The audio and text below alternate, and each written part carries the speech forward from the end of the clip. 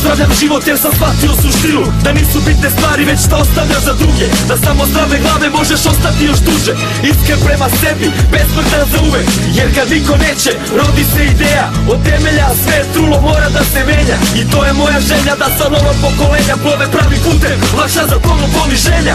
Nisam nositelja, tribu sam iz geta, nisam čito mnogo, ali jesam koliko treba. I sam neko smeta, što nisam prljav i vredan, umem udarce da vratim i dodam im još jedan, pa nazad na početak, jer ovde sve je stalo, ovde laži su realnost, okruženje sramno. Dok ne promenimo svest, jacivat ću se stalno, nema predaje, povlačenja za mene, to je strano. I pre svega, posle svega, jedino što svima treba BS, BS.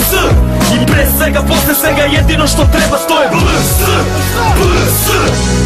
Još uvek sanjam mračne oblake da prolaze, još uvek mislim kako jedna reč promenit će sve. I onog dana kada mene više ne bude, ni tada nema povlačenja, nema predaje. Sutra na sve tako padne vreo kamen, kad u pepeo na sve budem leo plamen.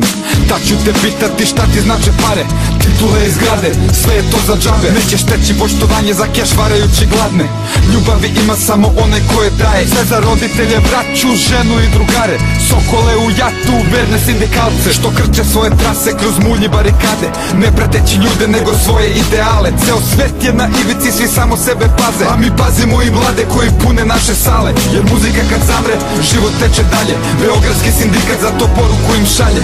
Napred puna srca, bistra oka, zdrave glave, nema predaje, povlačenja ko hoće da ga pamte. Još uvek sanjam mračne oblake da prolaze, još uvek mislim kako jedna reč promenit će sve. I onog dana kada mene više ne bude, ni tada nema povlačenja, nema predaje.